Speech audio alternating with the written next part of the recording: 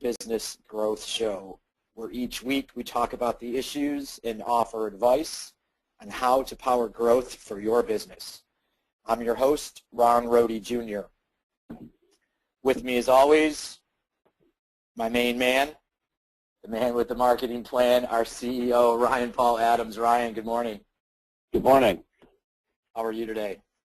I'm doing well. Excited All right. for today's show. Absolutely. Also from PME 360 this morning, we have Kurt Milligan. Kurt, good morning to you. How are you? Good morning. I'm doing well. All right. Thank you for helping facilitate our guest today. Very excited to be talking to Gina Mancuso. Gina is the owner of Love That Fit, a new online virtual fit technology that has revolutionized the way we go shopping for clothing. A former equestrian, Mancuso turned her international riding experience into her first successful business, buying and selling horses while in Holland and Germany. After that business sold, Mancuso moved back to Miami, and while living there, launched her second business, a boutique fitness studio that also sold for a profit. The inspiration for Love That Fit came from the fact that Gina, like many of us, really does not like trying on clothes. So she decided she would create a positive shopping experience that would virtually mirror the best aspect of the real thing, linking brick and mortar to online shopping, all while collecting massive amounts of data for retailers. Very excited to have on the show with us Ms. Gina Mancuso. Gina, good morning. Good morning. Thank you very much for having me. Thank you for your time. Very excited to have you on to hear a little bit about your insights and your experience. You're obviously quite the veteran of business, and Yeah. we are excited to share some of your insights, talk a little bit about some lessons learned. And I know, Gina, you've prepared a presentation for us today. So if you don't mind, why don't we go ahead and get started?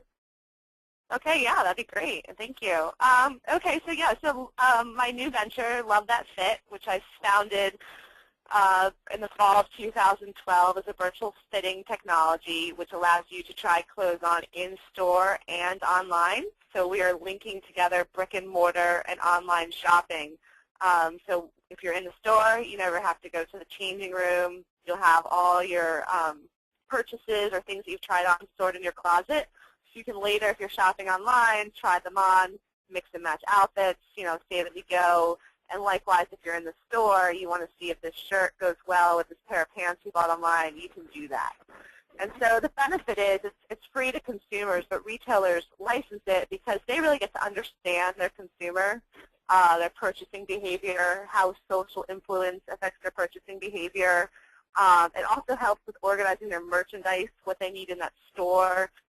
It even goes back and helps with the whole development and product line and really being smarter and saving money and increasing that profit margin. So this platform and application, does a lot and really is very valuable to those retailers with all that, data that they collect. Sure. So we're really excited.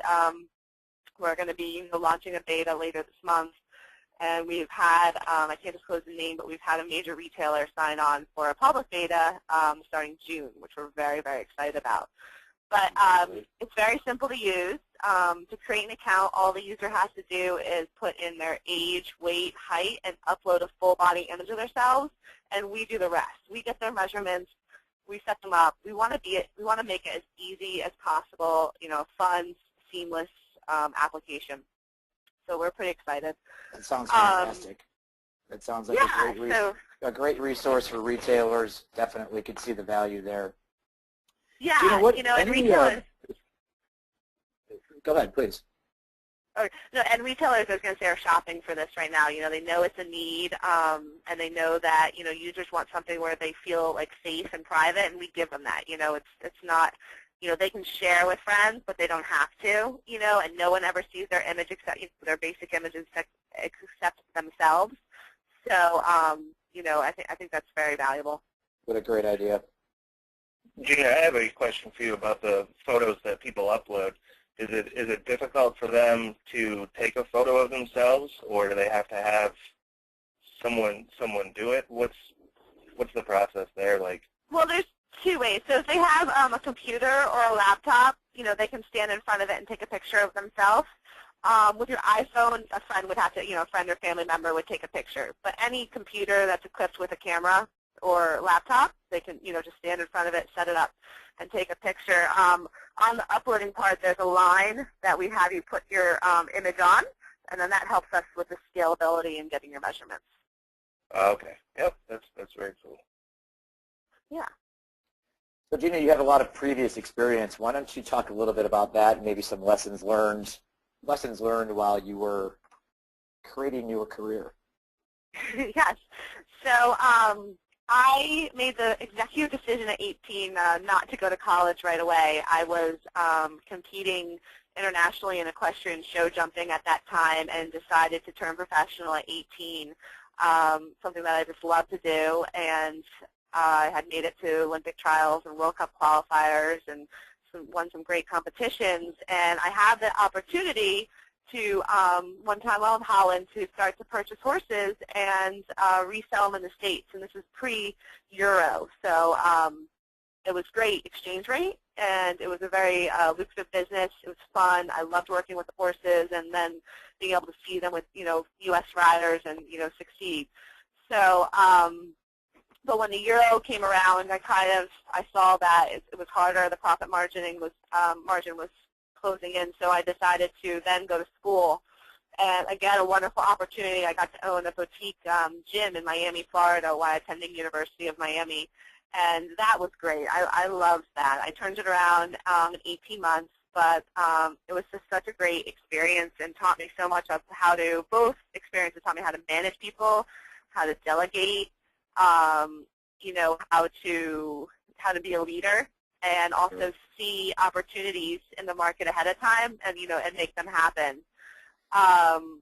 Definitely some lessons that I learned from mistakes was if you have a partner or a co-founder, one lesson I will share with anyone is prepare for the worst, whether it be family member, someone you just met, or, someone that you've developed this idea with. Go into it like a marriage and have your prenup all set up, because it could be great at that time, but you never know what businesses are going to throw at you. And some people react differently, or you start to have different styles, and you just don't agree on things. Yep. So you want to do that prenup, that awkward. Okay, if this happens, do I have the option to buy you out? Do you keep equity? Like what happens? I think that's good insight. I think especially for anyone that has an idea to start a business, and it may accelerate faster than people think. So having those conversations is something that's very important. That needs to get out into the open. I would agree with that. Gina, I did have a quick question. You obviously have a competitive nature in competing professionally. How has that helped you, in bringing your sports experience into the business world? It helped me greatly.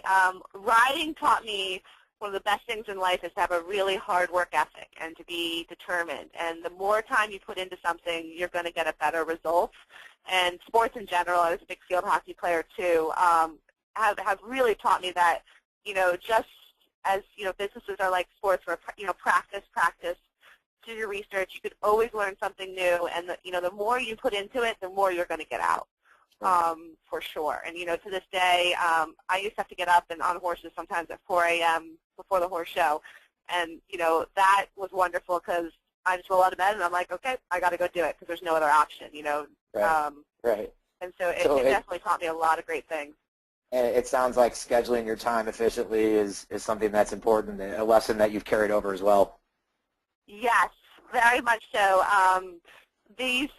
Right now I do a lot of 15 or 30-minute increments of scheduling my day. So this 15 minutes I'm going to work on, let's say, doing Twitter. This 15 minutes I'm going to work on research from retailers. This 15 minutes, and entrepreneurs are very known to have ADD, which is very true. So it's great because it keeps me focused, which I need because, your head's trying to wrap around so many different things at once. It's so easy to get sidetracked or forget something. So I find 15 or 30-minute increments for meetings and everything is great because it's pretty much all you really can take in. Right. And, I mean, if you go to an hour, you're like, what was our meeting? Like, what do we do? Yeah. Well, I think it's like, okay, It's like chasing shiny objects, right? It's very important to stay focused. And I think that's very important, though. It's good insight. Even if you have to schedule yourself out to such small increments as that, if that's what helps you, go ahead and do it. It helps you stay focused, keeps you on a schedule, helps you manage your time efficiently. I know that's one of the biggest challenges for entrepreneurs and small business owners, trying to get out of their own way, really. So true, and then let that creative juice flow.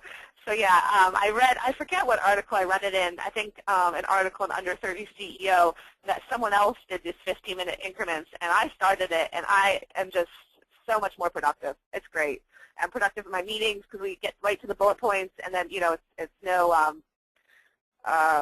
just lollygagging. Sure. Gina, let's talk a little bit about funding. And I know you had some insight around that looking at your presentation here. Doubling the amount of money you think you need. I'd like to hear your input on that. So something's always going to come up, always. And you're going to think, okay, I need $100,000 to do X, Y, Z. Make it 200 because something might go wrong. You might need more materials or have to travel more than you thought. Initially, you're probably, so with Love That Fit, we're in the process of seeking funding now, and it's a lengthy process. So if you think you're going to get funded in 3 months, it's probably going to be 6 months. And you might have to take on more people or pay an extra intern, or what came up recently was I had to buy my whole team iPhones and Droids, which is a major expense. Sure. And so always leave that cushion because you don't want to be driven with the fear of running out of money. That's the worst way to run a business because you won't make practical decisions. And always try to keep a list of that family and friend that you can go beg to just in case. Yeah. For sure. So I did that with the gym one time. I didn't plan out correctly, and I ended up having to go to someone to ask for a little bit more financing because I got a frivolous lawsuit because someone tripped over something at the gym, and now I had to pay these lawyer expenses, and it really was, nothing, but I wasn't prepared for it at the time, and, lawyers, I'll tell you now, they eat up a huge chunk of your budget, whether it be patents or just doing contracts or, trying to settle a silly frivolous case, sure. That bill jumps before you even know it. And I think it's probably important to align yourself with those professionals prior to going down the path, right? You want to make sure you have the proper people behind you, such as the lawyers you mentioned, Correct. the CPAs. That's probably very important. You want to make sure you have that as part of the business plan. That's great insight. And, of course, budget's not just dollars, right? It's also time and resources, for sure. So, exactly. Yeah, all different resources. Gina, how do you keep... I think you make a really good point about trying to plan for things that you don't expect, like needing a lawyer, where I think a lot of businesses, they think about, having a developer, having an artist on staff, but they don't think about, the things behind the scenes. So I think you make a really good point there. And also, when you have your co-founder or partners, you also need to think about having that wiggle room for if you need to bring somebody in, what percentage of the business are you comfortable, giving up to get that support that you need. So I think that's a really good Correct. point. Gina, how do you keep going then when the going gets tough? What are some of the tips that you've learned throughout the way? Okay, so there's a bunch. Because there are always people there that say that you can't do it. Just shut the doors. Just stop what you're doing. Go get a 9-to-5 job. You're a single mom. What the hell are you thinking? And those people, you really need to trust yourself. My first thing is mentors, positive mentors, people that have been there, done what you're doing. Maybe not in the same field, but like I have tech, tech startup mentors to just be like, that you can cry on their shoulder and then be like, let it out and be like, okay, now get yourself together and go back to work. Right, that's great. Let it out, have a glass of wine, do whatever you need to do, and, get back on it because, and listen when people have negative criticism. Negative criticism, because criticism is not a bad thing. They might be seeing something in a way that you never thought of. So always keep it in mind, because remember, when you're making a product or a service, or there's going to be a bunch of different people using it. So it's like, take it in. You can take maybe a piece of it, and then I would say throw it away. Forget it. Don't let that bog you down, because that will get you going down a negative path. And I think it's important, to hear people's insight and perspective, and to take that constructive criticism. It's always good to have an extra set of eyes. If you're looking at it all day long and someone else comes along, and hey, there might be something glaringly obvious or something very small that can really help move something forward. Yeah, exactly. So, my other thing is sometimes you're going to get a lot of feedback, and you're going to run home and change your pitch deck and change what you're doing because of that feedback, and then you're going to go to another pitch competition and you get some more feedback and you're going to change it again. Don't do that. Remember your business.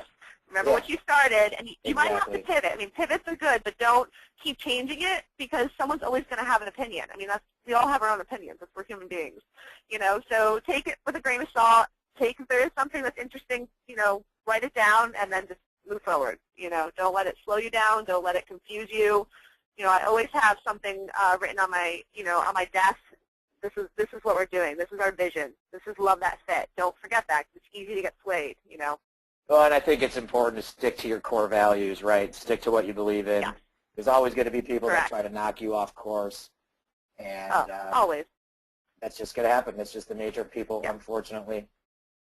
I probably get it daily from something, and I'm just like, okay, I'm just going to put that behind me and just keep moving forward. We wouldn't have got, to this point if I hadn't.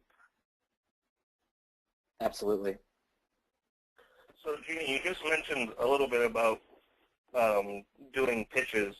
I think it would be good for our listeners to hear a little bit more about that process and some of the different venues that you've pitched your business and your attempt to get funding.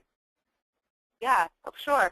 So I first pretty much learned, or was brought to pitching, or was probably at South by Southwest 2 years ago, where I started to do some pitch competitions there. And it kind of opened my eyes. I saw other people pitch, and there's all different types of pitches. You might have the basic elevator pitch. Now things don't have contests for 8-second pitches, or if I'm actually pitching in front of investors, like Golden Seeds, or Covenant Capital, like different capital groups. My first advice is to practice your pitch, and practice it in front of people, and practice it over and over and over again. Because the more you have it down, when they start to throw you off with questions, you're solid to answer them. I pitched down in New York City, D.C., and San Francisco, and at all different types of venues. And it's been a very interesting process. The biggest thing when it comes to funding and pitch events is pitch events are great. They're going to get you PR. You're not going to get a check that night. But it's going to introduce you to some great people, and you're going to build a network. And you have to take that away from, that's what you really have to think of as the overall picture. 1 in a million pitches is going to get a check that night. Otherwise, otherwise you're building, you're getting introduced to these capital groups. They're starting to hear your name, which is great for when you're applying to these incubators and accelerators. When you're pitching in front of, investor groups, the biggest thing I have learned, and I've made a couple of mistakes, is you need to find someone that understands what you're doing and has a resource that's going to be valuable to the company. Don't just go to old, some person.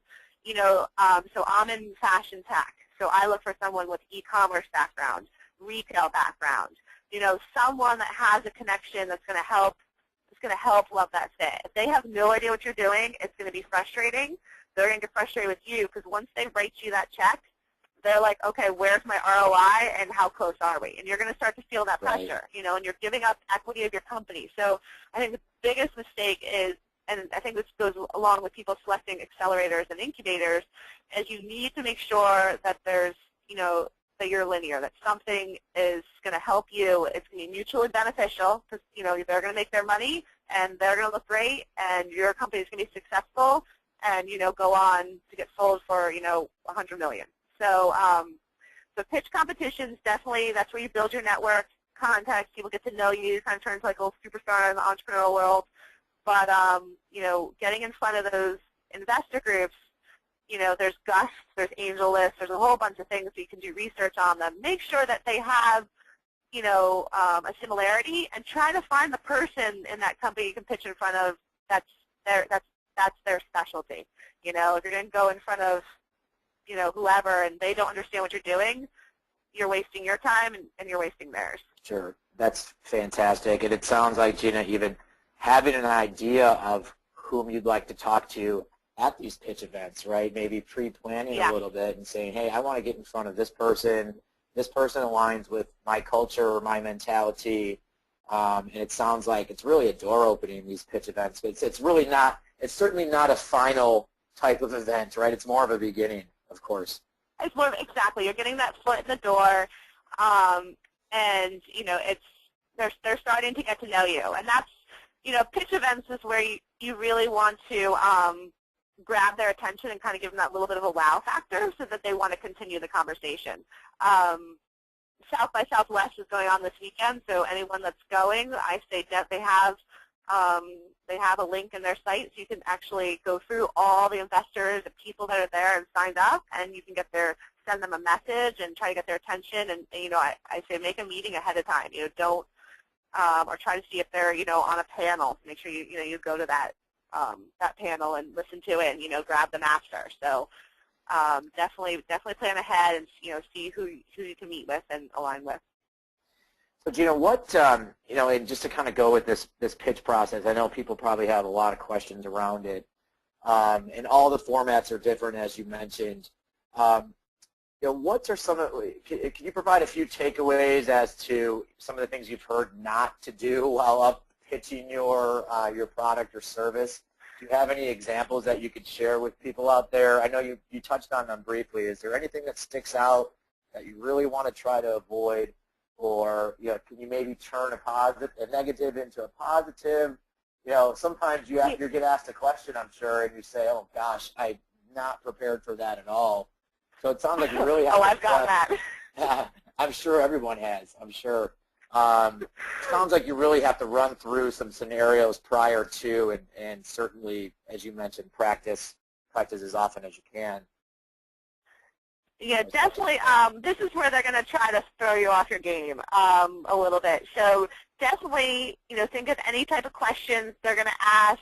Maybe they're going to question probably around your revenue model a lot, your competitors. Always know your competitors and be ready to talk about them. The best thing you can do is confront your competitors and say, Fitz-Me's doing this, but we're doing this. And this is why they're not doing well. You have to be able to differentiate yourself from your competitors. Know that revenue model. I remember I got a question at a New York pitch event one time. How much was it for, price per item to be on Love That Fit? I looked at them and said, I will have to get back to you on that. And I wasn't prepared for that question at all. Well, but that will never happen again.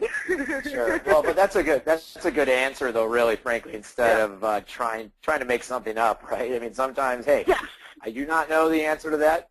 Great question. Let me get back to you. Yeah, let me get back to you on that. And you have to be honest. Just it's exactly a little nerve-wracking, but now I've gotten a lot better. The last one I just did last week was Tech Cocktail. And I got some questions about our patents and IP, and I had just done Startup Day on the Hill, so we've been talking about patents for 2 days straight with senators and congressmen, and so I was definitely on top of that one. But just make sure you go over everything before you walk into that pitch competition, and speak slowly.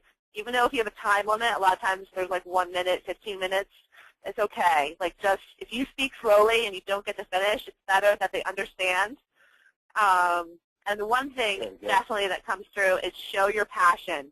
Be excited about your product. Don't be monotone. Be like, love that fit. This is what we're doing. I love it. They'll see that because remember, at the end of the day, they're investing in you. They're investing in that founder because, they're taking a chance. They're taking a huge chance. These are startups, where not many of them have a lot of traction. And I think, talking to that point there, if you have a little bit more time, trying to tell your story, right? Really letting people understand and let them know who you are, because I'm sure everyone, I know most every entrepreneur has a compelling story. And as you mentioned, the passion, that could certainly come through, or that certainly comes through during that storytelling. So I think that's probably a good piece of advice as well, don't you think? Yes, very much so. So definitely, yeah, talk through and, yeah, just know it. And the stories, that's the compelling, that's the selling part. Yeah. That's, you're selling your startup pretty much. Gina, I'd like to talk to you a little bit, with having that passion, sharing your idea on social networks and using things like Facebook and Twitter as you start building out your business. How has that helped you? Facebook and Twitter is very interesting. It's helped me because it's helped me link and follow like investors or certain retailers and grow a virtual relationship. It's great before events because you can get people excited and make sure they know that you're going and you want to meet them. Facebook is good to engage in a conversation and, kind of tell your story through posting articles or blogging or, whatever that be. One thing that I've learned is before you start Twitter or Facebook, think about your brand and who you are and what you're trying to do. It's easy to get sidetracked with Twitter and Facebook and kind of go off on little tangents. But you have to, just remember what your company is and stands for and make sure you always come back to that. Because it's pretty much you're repetitively giving messages of what you're doing and, hey, I'm out here. But it's great outreach if you're going to do something, you're going to South by Southwest, start a day on the hill. Getting attention, hashtags are huge. Make sure do like a hashtag start a day on the hill. I got a lot of direct messages saying, oh, that's so awesome, I'd love to talk to you more about it. We're going to be, in the newspaper and some other radio. So, it really helps you. It's great. You're connected to people all over the world on it, and you can find people that are doing similar things or, follow investors from California and Austin and, wherever. Right. So Facebook and Twitter are great. There's also like Pinterest and all that, but definitely Facebook and Twitter I tell everyone to start with and, build up that network and relationships. They really are relationships. If someone talks to you, respond. So it sounds like really it's turning that experience in pitching and things like that, turning it into some good PR for you. It's really a great way to get the word out and let people know who you are because, hey, you might, at the end of the day, you might not get that funding, but you might really blaze some pathways to some great contacts. And it sounds like exactly. A lot of really good content here today, really good stuff. Gina, let's talk a little bit about what inspires you, and then we can get a little bit into where Love That Fit is today, and I think we can wrap it up. So, what inspires you, Gina? What inspires me? What inspires me is I want to create this application or platform that's really useful to women and men.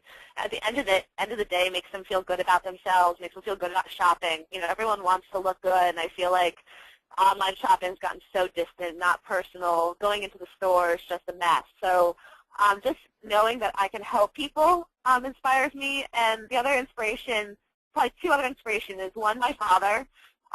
He came from nothing and,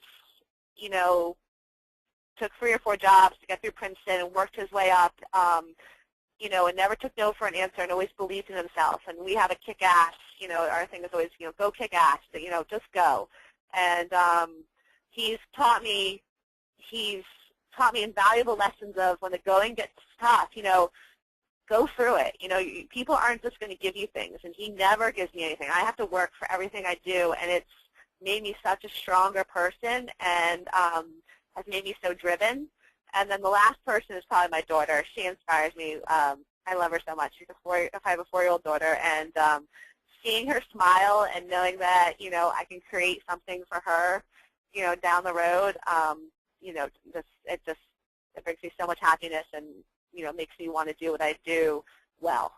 That's great. You've got a lot of positive things going on. It's fantastic. Yeah. Really appreciate you coming on today. Gina, quickly, where is Love That Fit right now? Okay, so we are in a fashion accelerator in San Francisco, which is wonderful. And it's helped us so much. So I'm in between Virginia and San Fran. I'm going out there probably for, I go out either every other week or I'm going to go out for like 3 weeks at a time. We have the working platform, and we're finishing up the application, the mobile application. We received a technology investment in October, which was wonderful. So instead of getting money, we actually got a tech team. And since solving a tech problem, that was wonderful because, even if we got money, then we'd have to go find the people to do it. This cut that all down, and it's just been the most amazing experience. We're going to do a soft beta later this month, and then we'll be bringing on a major retailer in June. We're seeking an angel round of funding right now so we can expand that technology and support the beta. And then we'd like to sign on our first retailers with licensing agreements in the fall of 2013 and, bring in revenue. We're hoping to have 1,000 users by mid-April and then jump to about 10,000, by June, July, and then just keep going up to there. We eventually want to, have that 1 million users, from around the world shopping on Love That Fit. That's awesome. Gina, how can people get a hold of you? The best way is probably email, which is Gina, G-I-N-A, at lovethatfit.com, so super easy. You're welcome to call me at 434-989-4043, but email is usually the best way to reach me, Gina at lovethatfit.com. Awesome. It's fantastic. Gina, really appreciate your time and insight. Very valuable today. Thank you for coming on, and we'll be talking thank soon. you. Thank you, Gina, Okay, very much. great. Thank you. Bye-bye. Bye. Bye.